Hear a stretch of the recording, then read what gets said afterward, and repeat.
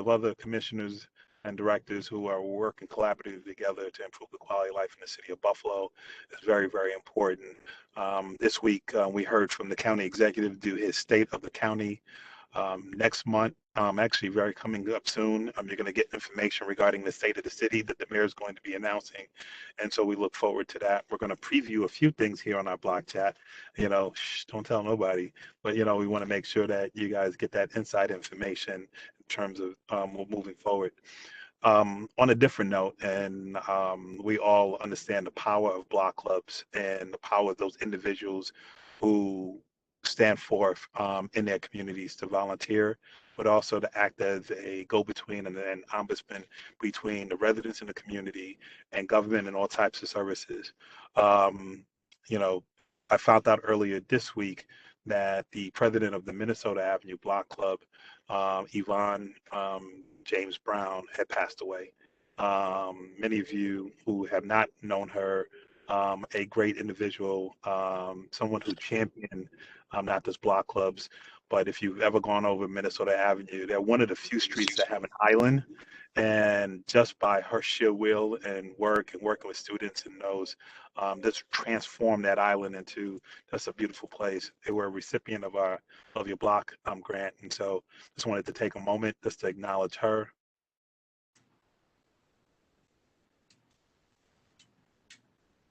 And then I wanted to also to celebrate her life and to say thank you. And it's really just a salute, not just to her, but to all those people who make a difference in this community.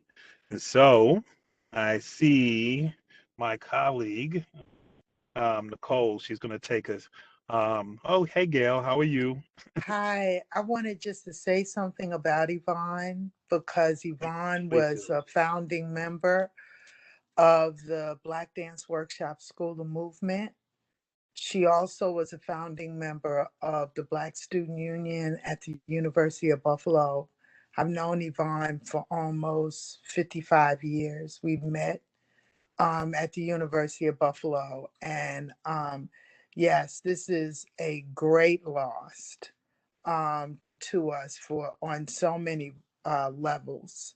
Not just the community work that she did, but just the history that she has as a dancer and leading dance in the Buffalo Public Schools. She started the dance department with performing arts. She was a faculty member of performing arts from day one when it was opened. And so many of us, our hearts are heavy because we're losing so many important individuals. And thank you for recognizing her. I'm going to let her husband, Greg, know. Greg is a lawyer, used to be a lawyer for the state of New York. And yeah, so thank you so much. I just wanted to say that, No, Oswaldo. It's very no, sweet of you. Thank you. no, Gail, thank you. You know how much you mean to me, but I had a personal relationship with Yvonne as well. In fact, as early as a couple of weeks, we were communicating by email about the concerns on Minnesota Avenue. And I should say, she, like me, was a transplant from New York and actually grew up in my neighborhood. And we talked Yeah. about that. So, you know, this is tireless work. And the work that we do, we should always acknowledge those individuals have come before us. And, I think the best tribute to do is just to continue to fight, but also to continue advocating for those who live in our community. So thank you, Gail. Thank you very much. Well, this is what we're about. About making those connections and really about understanding what family is. Family in the sense of the people who you live with, you work with, you worship with, and you play with. And so today is no different in terms of how we share information. I think we want to be able to do that too. And so again, thank you. Nicole, I'm going to turn this over to you. We're going to make a few announcements, and we're really going to talk about a lot of the work that has been going on in vacant, abandoned properties, and a few other different things. I think you will find that fascinating. We're going to need you. We can't do that by ourselves. And I'm going to let Christine talk about that, about the fascinating work that's being done. Nicole? Welcome, everybody, and happy Friday. I'm just going to share a few announcements and then get to our wonderful speaker, Christine. Just let me know when you guys can see my screen.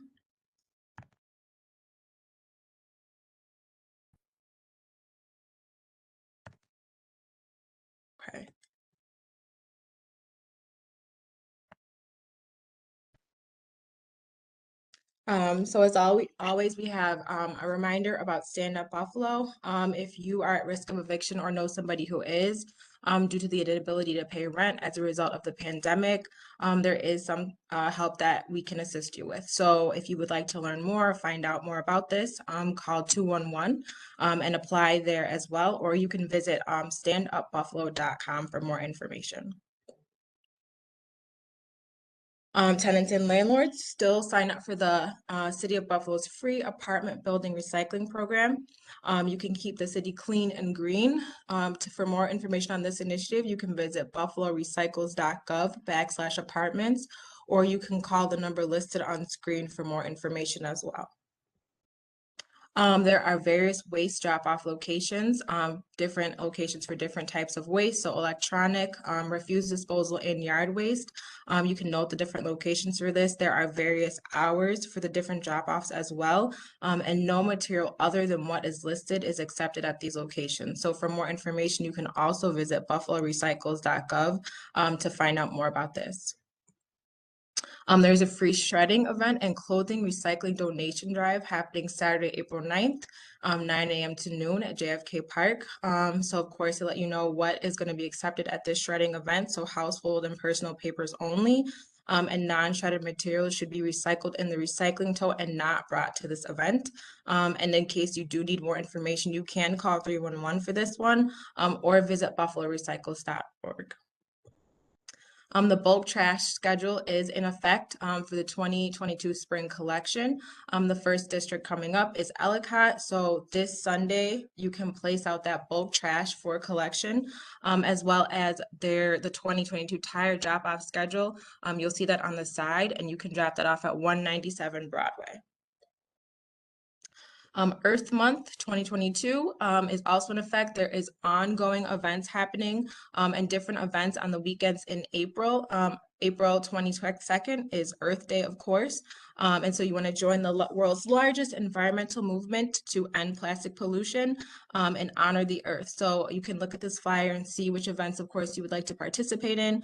And for this, you can also go to buffalorecycles.org and see the various events and how to register. Here in the Division of Citizen Services, we are hosting different CEPTED events.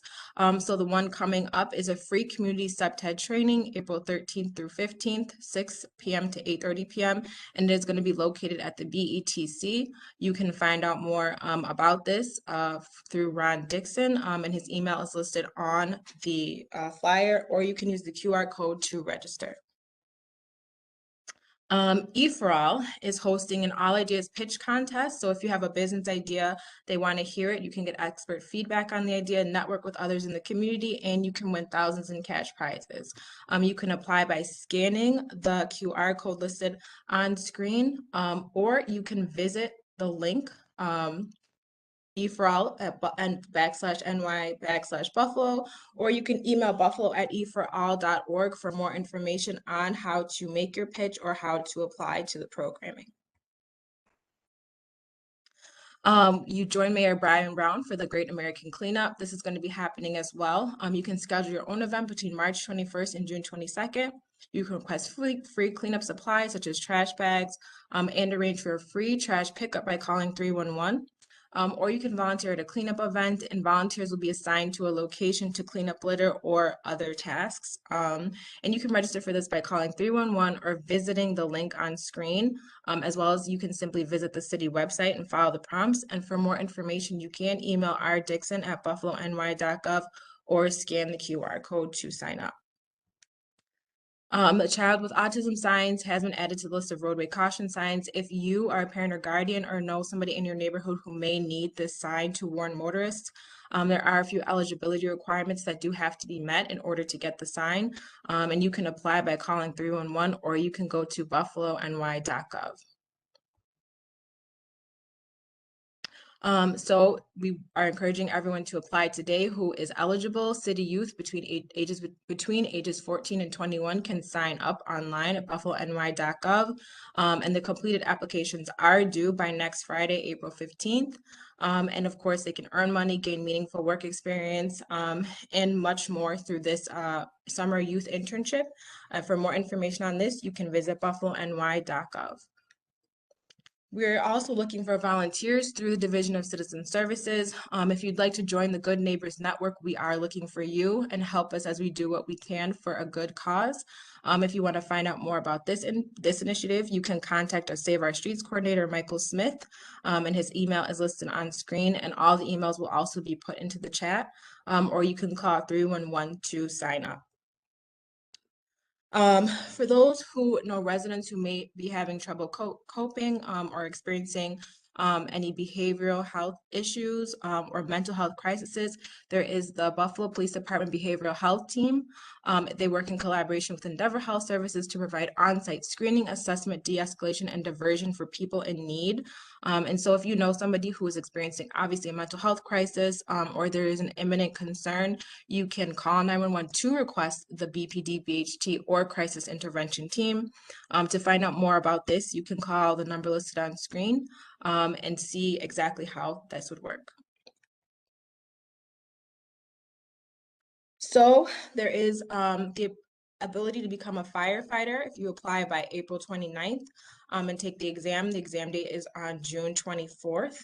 And you can apply by visiting buffalony.gov/firefighter, or in City Hall. There are extended hours listed on screen, or you can stop by any of the in-person Buffalo firefighter exam registration booths. They're on Saturdays throughout April at various locations. And so you can drop off the exam and prepare for the exam as well. If you would like a summer job, there is the Be a City of Buffalo lifeguard. It is a serious job, but also offers some summer fun. You can sign up today for the upcoming lifeguard certification and training programs at buffalopal.com. The dates and times of the next session will be announced, and there are some eligibility requirements that do have to be met in order for you to become a lifeguard, but you can find out online again. And if you are an American Red Cross certified instructor and available to train lifeguards, you can also complete an application as well. Easter season is underway at the historic Broadway Market. The Easter Bunny will be there between April 2nd and April 16th. There are a list of the Broadway Market hours here today on this flyer, as well as when the Easter Bunny will be there, and the market is closed on Easter Sunday. If you are looking to start a Black Club, please contact the Buffalo and Erie County Board of Black Clubs. They have an email, phone, and a Facebook and Instagram page. They're responsive on all platforms and are willing to help anybody looking to start up a Black Club or grow their current Black Club. They're also having a general meeting April 28th, 2022, where they will be talking about subtype principles, so through crime prevention through environmental design, presented by our own Ron Dixon from the Division of Citizen Services. And the location is there 6:30 on April 28th. As always, just encouraging everybody to sign up for the public service alerts by texting Join Buffalo to 38276. If you are only interested in the parking updates, you can text Join Parking Updates to the same number. The Habitat for Humanity Buffalo is still offering the repair program. So they offer low-cost home repairs. You do have to meet a few requirements. You can scan the QR code to learn more as well as to apply, or visit habitatbuffalo.org home repair. And it is getting close to the end of tax season, so free tax preparation assistance is still available. You can call 211 for an appointment, and they offer free tax prep at the Northwest Buffalo Community Center through volunteers that are trained and certified. So for more information, visit freetaxbuffalo.com for more information. They're still, Every Person Influences Children is still offering some Zooms, Ready, Set, Parent. If you are an expecting parent, you have questions about milestones, routines, health, and taking care of yourself, and many more, they are offering this for through virtually. You can scan the QR code to learn more, call or text or email Derwin A at Epic for Children. Our community music school is hosting a summer of camps, various camps all throughout the summer for different ages. They do have some different information and pricing, so you can call the community music school, email them, or visit their website at communitymusicbuffalo.org. The Northland Summer Youth Academy, in partnership with Mayor Brown's Summer Youth Program, will offer participants a fully paid 6-week immersion experience into high-tech careers. This program begins July 11th and runs through August 19th. And is from 9 to 1, and it is a paid training, and they do provide a bus pass. So there are a lot of benefits to this, as well as Northland, of course, offers their hands-on training opportunities in different areas and provides various services, including career coaching, substance abuse counseling, and more. So for more information, you can visit northlandwtc.org and apply. The Tool Library is having spring service days. You can see a list of their service days here on screen, so different cleanups, and you are able to nominate a project. So if you have an idea for a project in your community and need extra hands or tools, nominate a project to work with the team at the Tool Library, and you can visit thetoolllibrary.org for more information or to submit your nomination. Soccer for Success, sponsored by the Independent Health Foundation, is looking for people to join the team to become a coach mentor. Paid training is included, no prior soccer experience required. So you can apply here by scanning the QR code or visit buffalosoccerforsuccess.com, as well as those who, are interested in enrolling their kids in this Soccer for Success program. It is a weekly soccer skill with nutrition lessons. There are practices for 90 minutes. The child receives the necessary equipment, and the professional coaches will be trained and background checked. So you can view the schedule online and register your child again at the same location, buffalosoccerforsuccess.com. Erie County's new Let It Go program. It provides parents and caregivers with supportive educational tools to address negative effects of toxic lead exposure. So you can participate in this program by calling the number on screen or emailing info@beyondboundariestherapy.org. And last but not least, of course, there's still availability for COVID testing and or vaccination information. You can visit COVID-19 at buffalony.gov to find out more. And if you are finding that you're having some emotional struggles from COVID or this, the COVID situation, you can use the emotional support helpline you can email Project Hope at buffalourbanleague.org. It is free, anonymous, and confidential, and they are open Monday through Saturday to help. And as always, we do have various social media channels. So if you do not follow us on social media, please do. We have a Facebook. You can find us at Buffalo Citizen Services and an Instagram, Buffalo311. And we do have a second page for our 311 Call and Response Center, which you can find at Buffalo311. And if you don't follow the mayor, please do that as well at Mayor Byron Brown and on Instagram at Mayor Byron Brown 716. And so, Oz, I'm going to turn it back over to you. Thank you, Nicole. Wow, what a lot of great information. We understand it's that time of season where people are going to be out.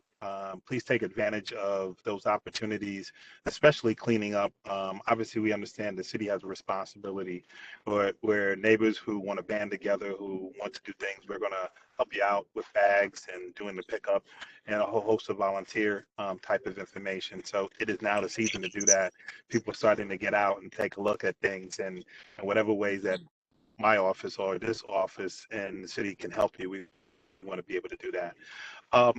This next speaker, or the speaker that I'm going to bring up, what an interesting topic. We live in a city that is a four-season city, and that when we look at housing, we're looking at distressed properties, we understand that that exists within the city of Buffalo. Well, this next speaker is doing some things about that, working with community-based organizations, working with the Department of Inspections, and also working with Public Works in our office to make sure that we have a plan and we're moving in a way that is commensurate to understanding what the issue is, so that when we come up with that plan, we can activate that. A friend, somebody that not only lives in Buffalo, but has not worked in Buffalo, worked in Niagara Falls. We share some history. We had did some things at Harvard University in the leadership program. I'm glad that Buffalo has her. So Christine, I did all of that, and I know you're going to just let everybody know the work that you're doing and ways that they can work with you that we can help the city. Thank you, Christine. Thank you so much. What a great introduction. I'm so humble. As you were speaking, I just was realizing, so I've known you about 5-6 years now. Seems like just yesterday. That's like, I didn't really realize that till you mentioned it. I'm like, oh yeah, Harvard was a long time ago. Well, it was a good time too. I mean, I had a great time. It was great meeting you and the Buffalo team, and here I am working in the community I, was born and raised in. So, it's a real gift to be able to work on behalf of the folks in the Buffalo community. And Vacancy is a weird cause that is near and dear to my heart. But I think we've seen, if we can stop vacancy and deterioration, it really helps stabilize communities. So I kind of had a list of what I was going to run through about who I am and where I come from, but Oswaldo did a really great job. I did get my start in the city of Niagara Falls back in 2017 when the state enacted new laws that were specific to vacant and abandoned mortgage foreclosed properties. That law was instrumental. It really changed the game in vacant abandoned housing through essentially the Rust Belt of New York. So that's Buffalo, Rochester, Niagara Falls, Syracuse, Utica, Albany, all of those. That's like a high concentration where we see the most vacant and abandoned mortgage foreclosed properties. And we saw such a high number as an affect of the 2008 recession.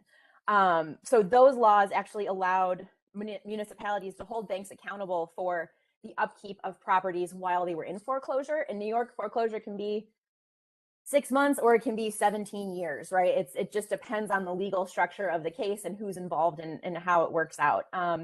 So not to toot my own horn, but up in Niagara Falls, we were the first municipality to ever leverage those laws to bring a case to state Supreme Court to hold a bank accountable for a very large number of dilapidated properties in the city of Niagara Falls. And we won that case successfully. And that was really got the ball rolling on the state level. All of a sudden, banks were like, we don't want to be sued. Like they were calling municipalities to get ahead of the vacancy conversation, to be like, we don't want to go to court. How can we work together to move things forward? And all it took was one really great lawsuit, which is exciting to work on. It was my first one. So, but now that's a state model. So there have been other municipalities throughout New York State, specifically New York City, that has, followed our exact process to have similar results. So when we're focusing the vacant conversation into the city of Buffalo, it's complicated, right? Vacancy, there's no one solution there's no silver bullet. There's nothing you can just deploy and then all of a sudden you have no more vacancy. Vacancy will always exist in some manner, unfortunately. But I think we can do a lot of things to help, lower the number overall. So in Buffalo, my focus is 1 to 4 unit residential properties. So currently there's about 71,000 of those citywide that are just fall under this category, 1 to 4 unit residential. Really focusing in on how many of those properties are vacant, abandoned, dilapidated is a much trickier thing to focus in on. When I think of my own neighborhood, on my block alone, we have 2 vacancies.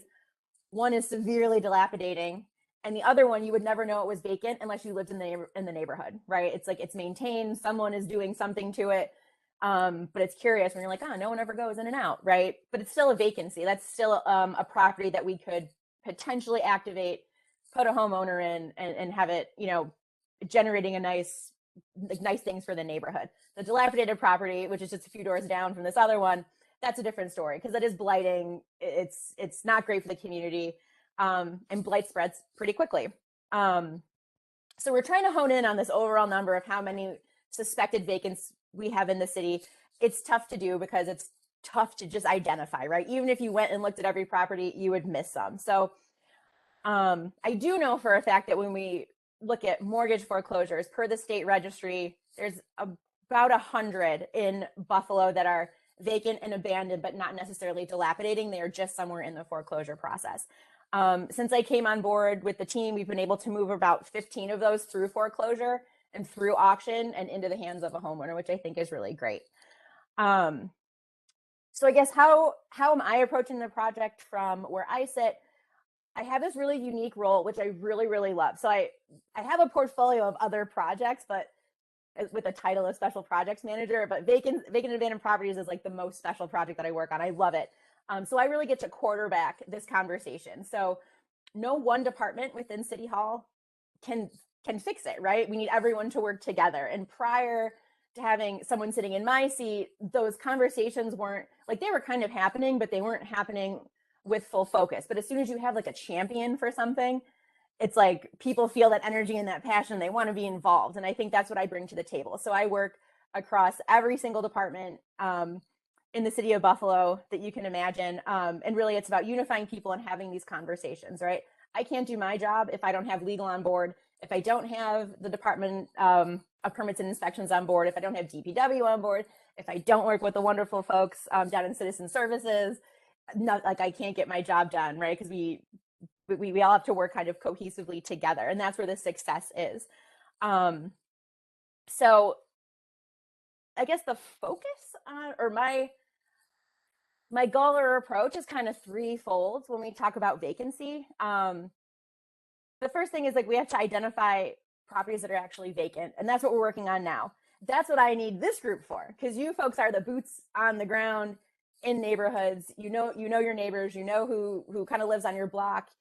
You know which properties are probably vacant, abandoned, and you probably know a backstory, which some people discount the backstory. They're like, no one cares about the history. The history is oftentimes how we're able to move things towards disposition. It helps us find, heirs to estate issues. It helps us, it helps us kind of piece together people that could help us free up a property so we can transfer title to somebody else, right? And if we can't transfer title, the property just stays vacant. We also what I'm trying to do is identify properties that are on the way to vacancy. So in the data polls that I've been doing, I've noticed Buffalo has a really large aging in place population of homeowners. So that means that people are getting older and they own a home, and the home typically will not have a mortgage note attached to it. So if that person passes away or something like that happens, and there's no will involved or no like life estate, or there's no legal structure in place, that property will essentially sit there until eventually becomes 3 to 4 years tax delinquent, and then we may or may not be able to get the property via tax foreclosure to then dispose of, in the proper manner. But as you all know, we live in Buffalo. The weather here is the worst, right? Like, name a winter that you loved. No winters, right? Over the winter is where we see most blight happening, right? One hole or one small hole in a roof that goes through a bad Buffalo winter can ruin the inside of a whole entire property very, very quickly. So the longer they're vacant and the longer that leak exists, the worse the property gets, the harder it is to rehab it, right? It's going to be more expensive to rehab. That's when we get into these like demolition situations.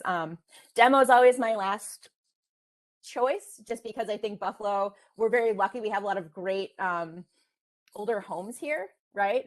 And the more you demolish, the less visual history that you have of a place, right? So I'm always about property preservation first. But some properties, that hole in the roof, after 5, 6, 7 years, you can't do much about it. The third prong is prevention, right? So how can we get ahead of things before we even know they're on the road to vacancy, right? That's things like, we all, I'm sure, have elderly folks in our neighborhoods that might not have a will in place. They might not have a family or heirs or someone that lives here locally, right? So how can we get those folks connected with free resources that can help them generate a will, so that, there is estate planning? I think sometimes people think of estate planning as something that, the 1% does, but it's not. It's something that if you have any kind of asset, it could be a property, it could be, things outside of just dollars and investments. It can be your house. What do you do with that, in the event that, you pass on, or you become incapacitated and you can't care for the property? So it's kind of, so that's a lot. I've been talking a lot. I know it's those are the top 3 kind of approaches that I'm working with. My ask of this group would be, where are the vacants in your neighborhoods? Do you guys have a list? Do you monitor them? Do you call them into 311? I'd like to kind of hear about where the boots on the ground are coming from, and your thoughts. So I was hoping we could have a conversation. And I'm happy to do that now to maybe field some questions. And I like kind of gave you a little bit of a context. And we can do that, Christine. I want to say thank you. You know, a lot of information, but good information. I think to some people who live in these communities, I saw a lot of heads like, she's right. You know, and sometimes I think more specifically, you know, I'm particularly interested in. You said there was a number, or there was this population of seniors who I think you said who live in these homes who don't have mortgages. What was that number again, or where can we find that information out? So I actually don't have an exact number yet. I am working on that. That's information that I can get, and I'm not sure how you communicate with this group, but I can get that number, and you can probably fan it out. No, listen, I'm never surprised by this group. When I say this group, those who attend our blog chat, we try to make sure that we're armed them with the right information, and they guide us and say, okay, what we want to be able to do, because they're boots on the ground, they see it. I think what I want to do is have this as a continuing conversation, and maybe there's some way that we can get 311 involved, but also they can follow up with you. So those block club members, those community-based organizations who can self-identify a problem property, or not even that, or probably a property that they think are vacant and abandoned, well, maybe can bring that to your attention, and maybe there's a way that we can triage that through 311 and that it can come through you too. I think that's an important thing in terms of finding that particular information out. You mentioned prevention, which is an important piece. One is identifying what the situation is. One is using the qualitative kind of data and looking at it, but this prevention, I know in the past, I know the mayor has done it. We have done it in terms of doing estate planning, right? I think people are like, well, why are we talking about estate planning? Or what are we talking about that? And I always use the example because, and you just confirmed it, where, you have someone who lived in the community, husband maybe has passed away, children live in California, the mortgage is paid up. She's by herself, but she had maybe 6 kids, right? And she's just all this big house. She's not going anywhere. But what happens to the property? What happens to the back of the property, the front of the property? In terms of taking care of that. What can we do in ways that we can, help that person out, but also help a community? And I think that's what you're talking about, because what ends up happening, good, bad, or indifferent, is that person way they don't think what's happening in the house, right? And then it just stays into that. So I think those are the things, those prevention type of activities. If you can just speak a little bit about that, and then I want to open it up to any questions that people may have, or even identify, and maybe here you can share your number in the chat group, or share a way that you can do that. I'll make sure that I'll assign somebody from Citizen Services to work with you with this group, so that and I'm going to have Malika, because she's working with block clubs, be able to kind of be that conduit with you. Okay. Perfect. I love working with Ms. Lee. Any chance I get, I love to do it.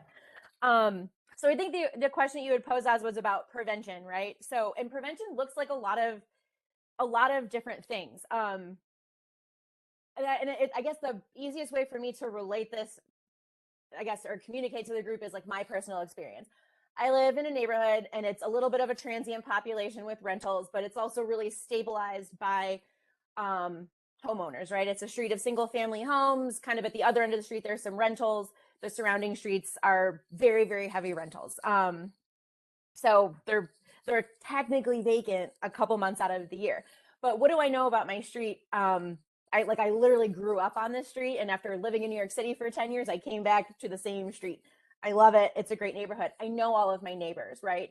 And where this prevention piece and where block clubs kind of come in is like, who's in your community, right? So I knew that, we had an elderly woman at the corner house. All of her kids had lived away. There was likely some kind of estrangement, but that's not really my business, right? My concern was, you're getting older, you're having a hard time keeping up your property. We see that as a community happening. How can we help you? So, the guy across the street cuts her lawn, maintains the outside. I put her in touch with folks over at Western New York Law, just to be like, hey, do you have like an estate planning, like a plan, just, on the off chance that you can't really keep up the property, or you have to, kind of go into assisted living or long-term care or something like that? Like kind of what's the plan, right? Because the more you plan, the better outcomes we have. And I realize that's a hard thing to plan. It's like you're thinking of kind of like worst case scenarios, right? Like no one's like, yeah, I really am wanting to go to a nursing home. Like no one's really saying that, but sometimes if you don't have a caretaker, that's kind of the path it takes. And I've had successes working prevention and resolution. I'm thinking of also in my district, which borders North Buffalo, and this is actually on my end of the of Shoshone. I was working with a neighborhood group that we were able to resolve this case like so beautifully. So there was an elderly woman, her house was dilapidating, but she was on her own. There was significant health issues, mental health issues. Like she could not really stand on her own 2 feet. But the neighbors, right, like in her block club, I guess, kind of came together. They contacted me and they were like, what can we do? Like, what resources can we connect her with? So we got the woman resources with, via ECMC. She's now in long-term care because she's not going to be able to go back into that house. We were able to, through chatting with folks in the community, contact a nephew of hers who then was able to come into the conversation as not an executor of an estate, a power of attorney. He gained power of attorney. So he helped, move her house into sale so it will cover the cost of her long-term care. And now that house is being rehabbed, right? So I think that's a really big community win. Was it an easy thing to do? Not really. Could I have done it by myself? Absolutely not. Did I need the community surrounding her to help with that? Absolutely, yes. That would have never happened without the neighbors, right? And then when I think about my street, that's the same scenario because we have caring neighbors who are invested. We've been able to help a number of elderly folks on just my block alone, my one little block. Did they answer your question, Oz? I feel like I'm rambling. I don't know. We might be frozen. Maybe I'm frozen. I'm not sure. Can everybody hear me? Yeah, we can hear you. Okay. I wanted to let you know that Joe Kurtz had his hand raised. He has a question for you. Oh, sure. Sorry, I don't know how to monitor the chats or hand raises. Go ahead. No worries. I guess I just have a clarifying question. When we're talking about vacant properties, I guess just to direct the conversation further, is this vacant properties that have a house on them / including or not including vacant residential land? This conversation is just with property focus, not vacant land. Fair enough. Yeah. Yeah, and then I just didn't know if there was any, I know there's Chrissy Lincoln put up a good point in the chat about this, but I think a lot of us have been calling for a map or some sort of list of vacant residential properties, and what I'm hearing is that it's kind of up to us as the community to report to you guys about these problem properties. I guess, is there a way that will happen or not happen? I know a map could cause some safety issues, if someone realizes that there's a vacant residential property on their street, this might encourage, burglaries to happen. But then on the flip side, it also helps the community to identify problem spots within their community. What's the overarching question there, Joe? Oh, yeah. If you're going to, are you relying, I guess, on us as the community to create this list, or is there going to be some sort of list that is created / a map to be created of these vacant properties? So no, not relying on the community 100%. Any input that boots on the ground have, folks in communities have, is helpful to me because it helps kind of funnel down our data. So we are in the process of doing a windshield survey, which is basically where you send folks out into the field and they evaluate every single, so all of those 71,000 properties, someone will have had eyes on every single one of those. That is currently the most efficient way that we have to collect data. Is it always the most accurate? No, there's a margin of error just with any piece of data. So what I'm working on my end is working with like utility companies, things like that, to get data that we typically do not have access to cross-reference with this list to hopefully funnel it down, right? Because we know that, if you have low electric and water usage in a property below a certain threshold, it's likely vacant or abandoned. Like it's likely, and if that's like over 1 year's time, it's just flatlined with low usage, that's vacant, right? It's not a snowbird, right? Because there's no spike or dip in usage, right? that data is something that, and I understand why typically utility companies do not share that. But I think also what I bring to the table is really great relationships with people who sit in those seats that can give us that data, and they have in the past with my prior work up in Niagara Falls. So I'm trying to duplicate that in Buffalo, but it is, it's not like you call them today, you have the data tomorrow type of thing. So to answer your second question, will there be a map or a list of addresses? At this moment, I don't really know. I don't know if we'll put that out for public release, because I do think there are some safety challenges with that. And that's why at the state level, they do not allow us to release the list of foreclosed properties, or properties that are like in the process of mortgage foreclosure, for the exact reasons that you listed. It's a safety concern. There's lots of like looting, copper wiring gets stolen, break-ins, and we're not trying to add more. Those are all negative things, right? We don't want to add more to a property that's already vacant. Like, I personally will be upset if the property across the street from me all of a sudden starts becoming subject to break-ins because we put it on a list and someone was like, great, copper wiring, I'm in. I don't want that. I don't think you want that. I don't think anyone on this call wants that. Christine, I'm going to just add to that. Joe, thank you for that question. I think what we want to be able to do with people who are living in these communities, who live in these communities, who can maybe self-identify, I would say help us, but so that we can activate whatever that concern is, maybe what that particular property is. And I think that was what we want to be able to do. And I think it takes all of us. We see that when we do our clean sweeps, when we look at data and we are on a particular street and we're like, oh, what's going on? And at that point in time, we usually will have the utility companies and inspections all together on the street to say we should be able to do something about that. So great question, Joe. Mike, are there any other quick questions that anybody else has that you can read? I do want to give my good friend Debbie a opportunity to speak from the Board of Block Club, so wrap it up. But were there any other? You can read them out. Okay, I'm going through the chat right now. Yeah, there's a few people who want the list of vacant properties, but you've already addressed how that could be a safety concern. Yep, that was the last question. So you can go ahead and pass it on, Director. Good. Christine, thank you very much. Actually, this is a lot of wealth of information. Anne has her hand raised in the on the meeting. So I'm going to remind folks, we will be ending on time. So I know if you have a quick question, do that. I'm going to remind Christine. We do have Debbie who follows back up as well. So go ahead if you ask a quick question.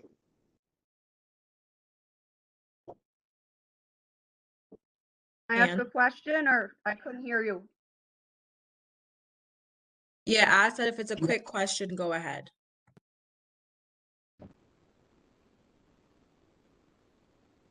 You're muted, Anne.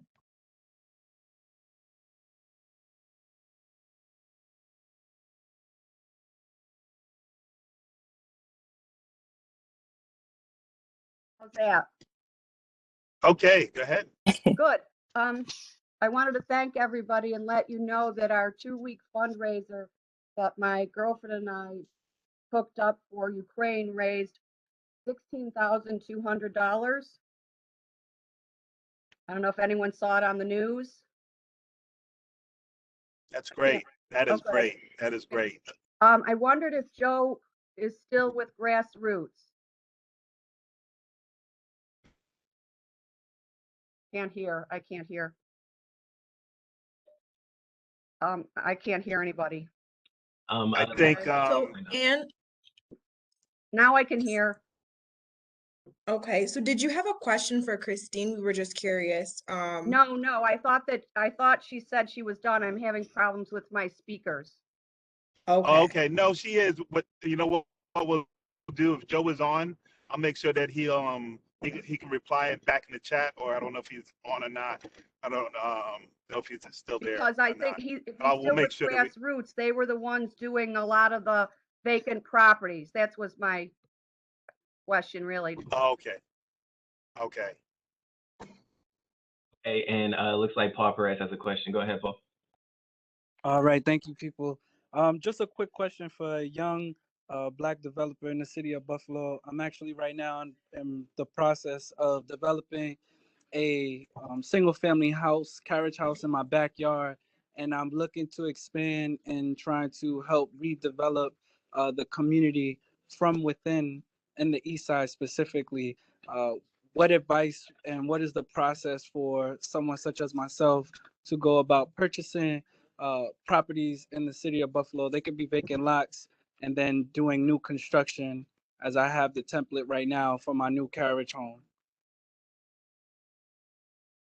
So vacant lots, that runs through the real estate department. And I know we're kind of limited on time. So actually, Paul, if you want to catch up, I don't know if you want to put your information in the chat or how I can get your information. I would be happy to maybe have like an offline conversation about it, because it's not like an easy thing where I can be like, click on this link and then go buy it, right? It's a little bit more layered than that. Does that sound okay to you? Yes, I'm gonna text it right now in the chat. Thank you. Great. Thank you, Paul. Look forward to it. Good. Hey guys, thank you. Listen, Christine, might have to bring you back here. You know, a lot of great questions, but I think we'll come back to revisit this. I also know that the county is working in this area as well, you know, and I know Christine is working closely with them. And so we have a whole host of different organizations, and I think we understand that this is a concern. But I think there's a lens on this, and again, I just want to say thank you for touching base. You left your name, number, and information, and we'll have you back on our block chat. Thank you, Christine. Awesome. Thank you. Thank you. This was so great. Happy to come back. Good. Not a problem. Hey, Debbie, how are you? Good, Oz. How are you? I see you're traveling, so I'm going to be real quick so we can give everybody back a few minutes of their time. Just please stop out to our Block Club meeting on April 28th. We're going to talk about crime prevention through environmental design. We want to hear from the block clubs to see what we can do differently, or if there's a area of concern that we might not have touched on. Mr. Dixon will be in the house that night to talk about it and listen to our block club members and see what's going on. And so that's it on our end. We are working on a few projects. Hopefully by the next block chat, or at least in the beginning of May, there'll be some stuff coming out regarding what the Board of Block Clubs is up to. We're working on a community day in August, and we're working on some really good meetings the rest of this year. So we're really excited about all the wonderful things happening. We're working with Division of Citizen Services and Malika. So great things are happening. Please reach out to Dr. Cortasia Solomon Carter. She's in charge of all of our social media, and she'll make sure that any flyers you have are out. And the biggest thing is next month is the Albright Knox weekend that we're having. It's May the 20th, 21, and 22. It's a weekend. It's a Friday, Saturday, Sunday. It's going to be at the Albright Knox Art at Northland. So watch for that flyer. It's already posted. It's on our Facebook page. And this is in collaboration with the Board of Block Clubs month. So we are hoping that you guys will come out and take a look at this beautiful, beautiful artwork that's going to be showcased. And we'll be there. Our team will be there every day. So you'll see some of us there, and just stop and chat. But it's a good thing to celebrate, and it's so wonderful to work with different organizations. It is 12:55. Oz is driving as usual, and I'm going to give you back 5 minutes of your time. You all have a great weekend. It's beautiful. And again, thank you for Division of Citizen Services working with the Board of Block Clubs. And we'll talk to you guys real soon.